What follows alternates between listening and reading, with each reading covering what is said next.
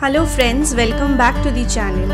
आज আমি আপনাদেরকে দেখাবো মাটন কষার একটা অন্যরকম রেসিপি। মাটন কষা আমরা কম বেশি সবাই বানিয়ে থাকি, কিন্তু আমি আজকে একটু অন্যভাবে বানাচ্ছি। চলুন দেখে নেওয়া যাক আমি কিভাবে মাটন কষা বানাই।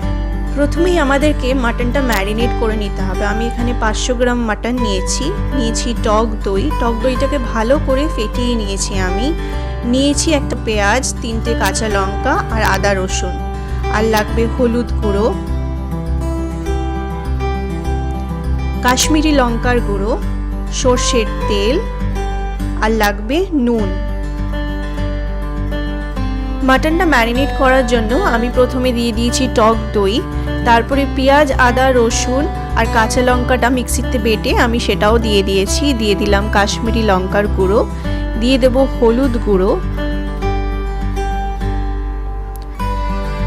আর দিয়ে দেব নুন।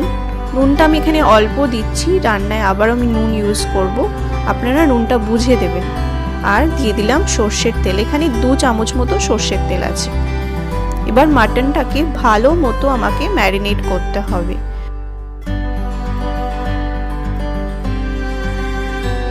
মাটনটাকে ভালো করে ম্যারিনেট করে রাখতে হবে। মাটন কিন্তু যত বেশিক্ষণ ম্যারিনেট করা যায় ততই ভালো। আমি 2 থেকে 3 ঘন্টার জন্য মাটনটাকে ম্যারিনেট করে রেখে দিচ্ছি। মাটন ভালো মতো ম্যারিনেট হয়ে গেছে। এবার আমি কড়াই বসিয়ে দিয়েছি। কড়াইতে দিয়ে দিচ্ছি সর্ষের তেল। সর্ষের তেলটা একটু গরম হতে দেব। ফোড়নে দিয়ে দিলাম গোটা গরম মশলা আর তেজপাতা। মশলাটাকে একটু ভাজা ভাজা করে নেব। ফোড়ন থেকে একটা সুন্দর গন্ধ বেরিয়ে আসলে আমি এবার দিয়ে দেবো কুচিয়ে রাখা পেঁয়াজ। এখানে আমি 4টে মিডিয়াম সাইজের পেঁয়াজ ভালো করে কুচিয়ে রেখেছি। পেঁয়াজটাকে এভাবে লাল লাল করে ভেজে নিতে হবে। পেঁয়াজ ভাজা হয়ে গেলে দিয়ে দিচ্ছি 1 চামচ আদা রসুনের পেস্ট। এবার আদা রসুনের পেস্ট আর পেঁয়াজটাকে আবারও আমি ভালো করে কষিয়ে নেব। আদা রসুনের পেস্ট থেকে কাঁচা গন্ধটা চলে গেলে দিয়ে দিচ্ছি হলুদ গুঁড়ো। আমি আগেও হলুদ গুঁড়ো ইউজ করেছি।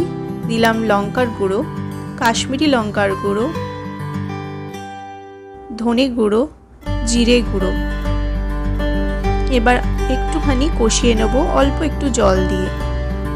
মশলাটাকে ভালো করে কিন্তু কষতে হবে। মশলাটা কষে গেছে। এবার আমি দিয়ে দিলাম ম্যারিনেট করা মাটনটা। এবার মাটনের সাথে আমাকে মশলা দিয়ে ভালো করে কষতে থাকতে হবে। মাটন কষতে কিন্তু ভালো টাইম লাগে, সুতরাং আঁচটাকে কমিয়ে ঢাকা দিয়ে দিয়ে মাটনকে আমাদেরকে ভালো করে কষতে হবে। দিয়ে দিলাম স্বাদ মতো নুন, দিয়ে আবারও আমাকে ভালো করে কষতে হবে।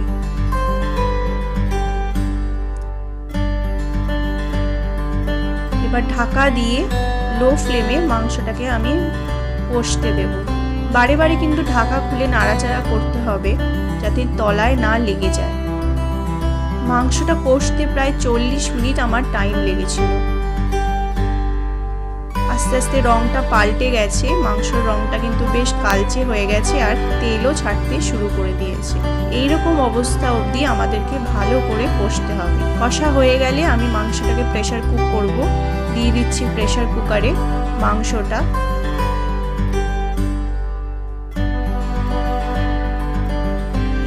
এবার অল্প একটু গরম জল দিয়ে ভালো করে নাড়াচাড়া করে আমি মাংসটা প্রেসার কুক করব। আমার মাংসটা সেদ্ধ হতে প্রায় 7 থেকে 8টা হুইসেল লেগেছিল।